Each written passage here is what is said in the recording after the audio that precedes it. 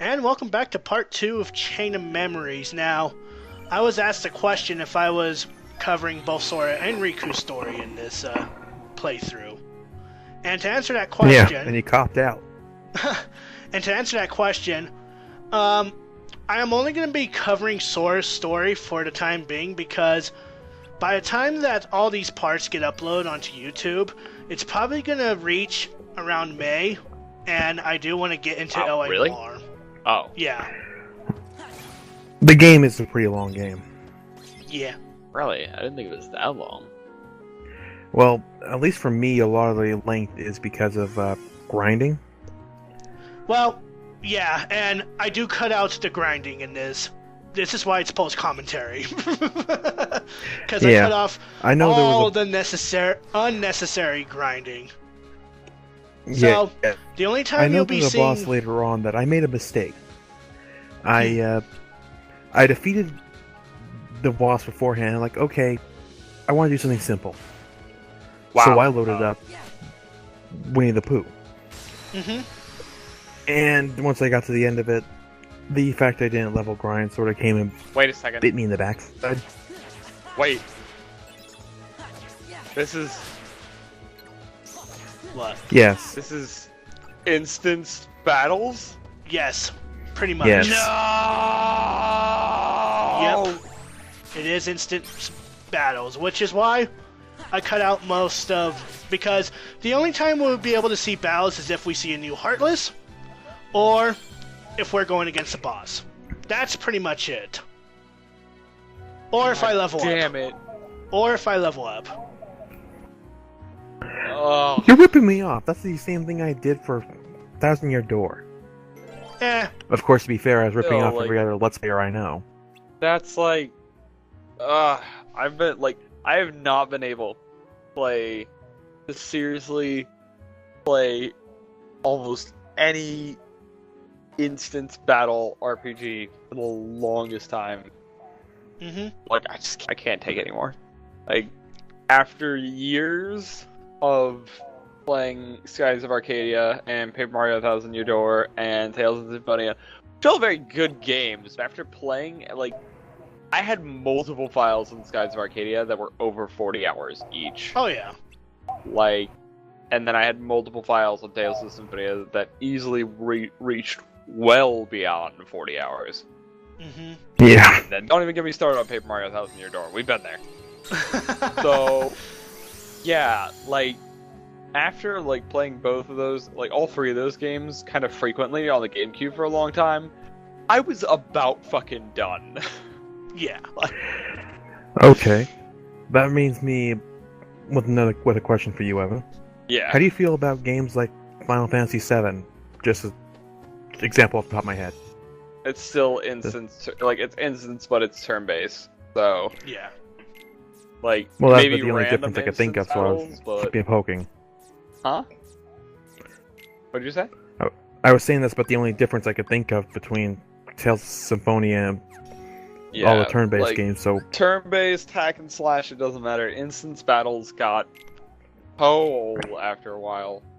It drove me nuts. I can't really take it anymore. Yeah, that's understandable. So, it's why it's so hard for me to stay entertained in Pokemon these days, because it's just... So much of it is just random encounters that I find it hard to truly keep interested when I feel like I know it's not a big deal, and if you get to the point where you can kind of smite stuff that shows up, but just the constant random battles interrupting most of the adventure for me, it really does burn me out quickly these days. Well, yeah. If that's the case, I would suggest the Mystery Dungeon series or the Pokemon Ranger series. Scratch the Pokemon Ranger series. But also in addition to that, the last thing I've been able to play was Black and White 2 because I just I don't have a 3DS or anything. Yep.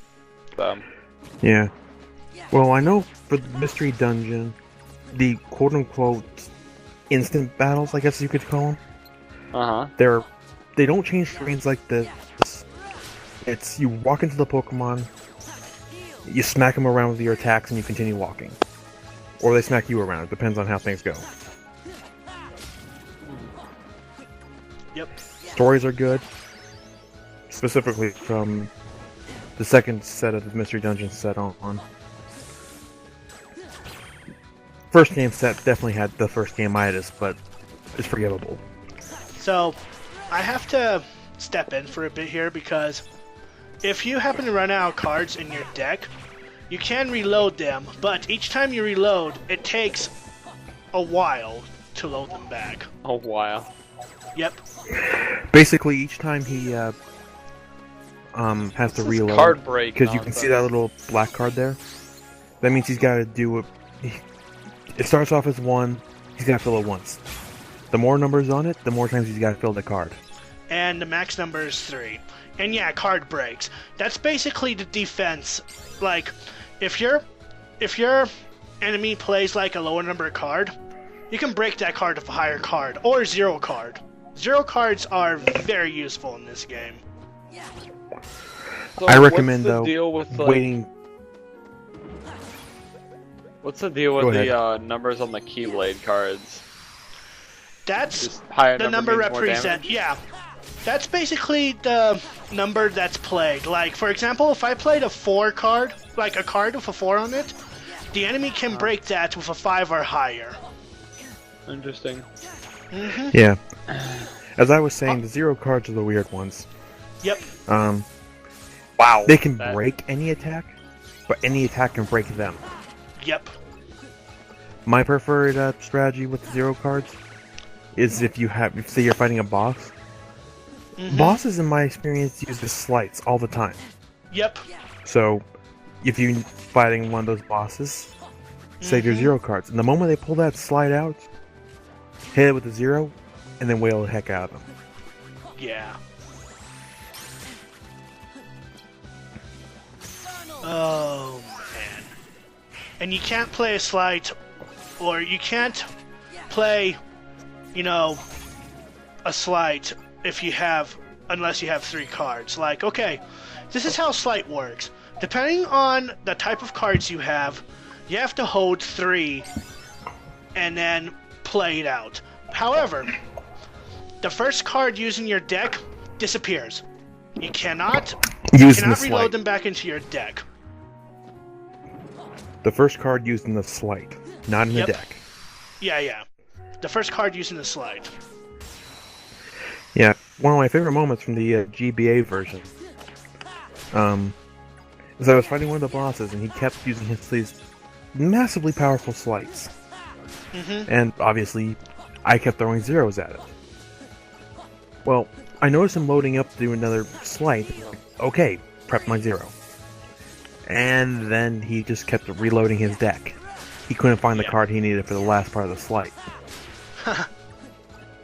So as he's running around trying to reload, I'm at his back beating the living snot out of him.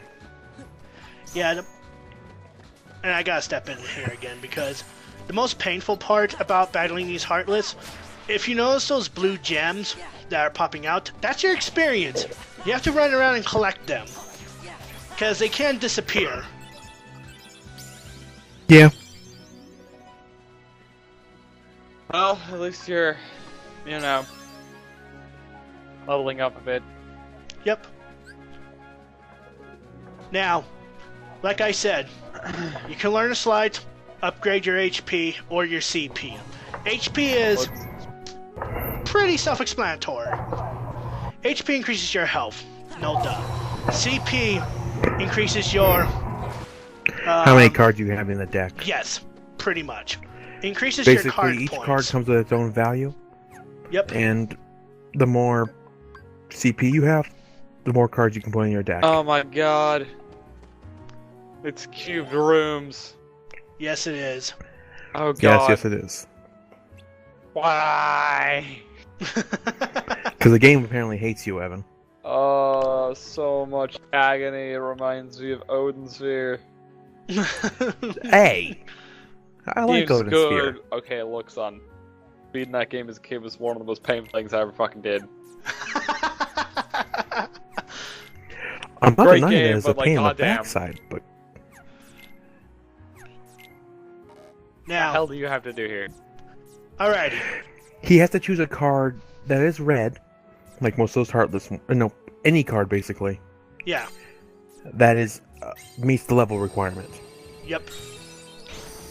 And I'm guessing that one with all the Heartless on the front of it means that a whole freaking lot of Heartless spawn in the room? Pretty much. Gotcha. The only one I can think of that spawns more is like the pitch black darkness. You spawn in a room that is pitch black. Or teeming darkness. Something like that. Yep. So we advance with plot. Now, in every world, you start with key of beginnings, right? And the what? You're guaranteed 3 keys.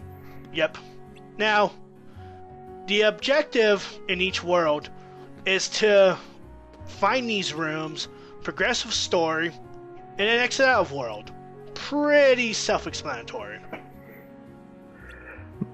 I will definitely say that I prefer Kingdom Hearts 1 and 2 and how the worlds went to Chain of Memories. Yeah. Hell, even the Birth by Sleep did it better, and those worlds were short as all hell. Yeah. Mostly because they were divided up into 3 segments, 1 per character. Yeah.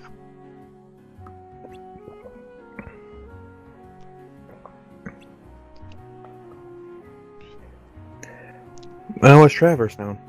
Just built from somebody's memories. Yep. AKA Sora's. And this is why, Sora, you get duped all the time. Hi, Leon. Nice belt collection you got there. Seriously. No, his name is Squall.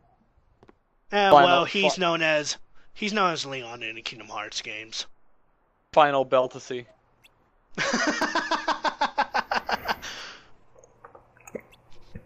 I never graduated from middle school.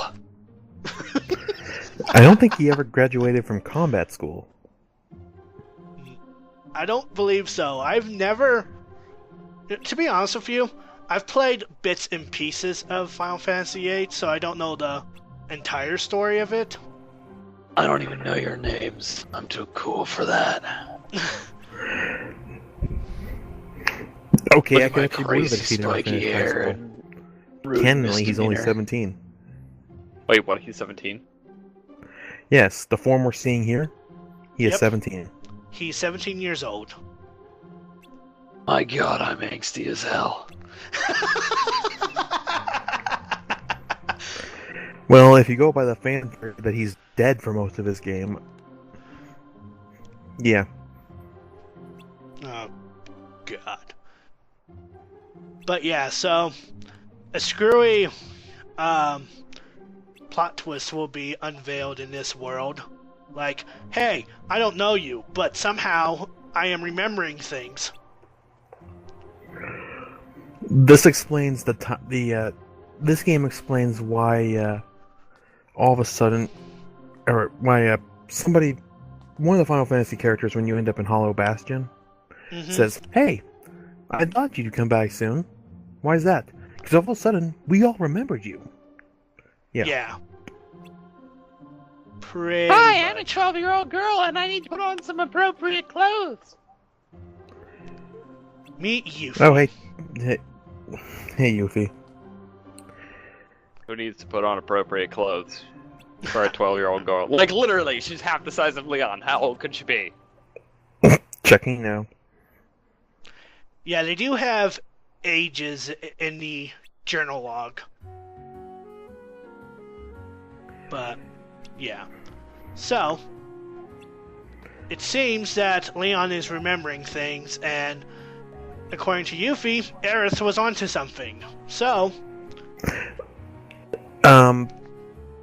Which version of, which timeline do you want for Yuffie? Yeah, I don't Current care. one. Because... Okay. I'll just take the, canon Final Fantasy VII then. 16. So she's 16. Bullshit, she's half his size. What are the other ages? She's a ninja. I don't care. Before Crisis Core, which I will not count in this one because I've met the Crisis Core character. which takes place before this game. Okay. Before Kingdom Hearts 1. Okay. She is 9 to 15. 9 to 15? Advent Children, the movie, she is 18, which takes place after 7. And apparently Dirge of Cerberus takes place after Advent Children. She's 19. Yep. So you said she's 15 in Crisis Core? Yeah. Only Crisis Core takes place several years before Kingdom Hearts 1. Okay, so she's like... Because I met Zack in Birth by Sleep. Yep. Zack, within the Final Fantasy VII universe, is the one that's responsible for Cloud. And Zack was young. So, add that to I've seen young Sora, young Riku in Birth by Sleep. She might be a little older. According to this, it says that before Crisis Core, she's 9. But around the events of Crisis Core, she's 15. Interesting. So, to catch everyone up to speed of what's going on currently, we're basically learning how to stock up cards and how to use slides. To stock... Which their ultimate failure is the card labeled 0. Yep. Because, you think you're the only one that can use a 0 card? Nope. The enemy can use a 0 cards as well. Which means, if you're using a slide, you better hope the enemy does not pull out a 0 card out of his or her ass and interrupt your fucking skill. I think the most notorious boss that does this is Captain Hook. Yeah. God, I would hate this. Honestly. It's fun to watch, but I would hate this system. Yeah. I blame you, trust me. It's definitely... Like, But if my memory serves, I'm definitely gonna finish this with this combo. No, fuck you, 0!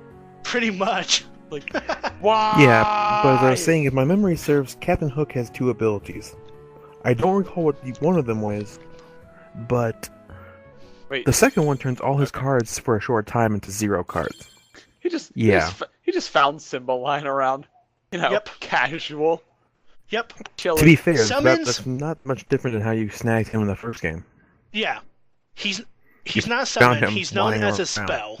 You can summon him just as long as you still have him inside your deck. It does not require any MP whatsoever. You don't have MP in this game. CP is basically your granted, MP, by the way. But later on, there are slights that require him. Yep. Proud War. ×3. Omni Slash for the win. But anyway, we're getting out of the boring stuff. We'll get into the most interesting stuff in Traverse Town in the next video. Yeah. Alright. Sounds good.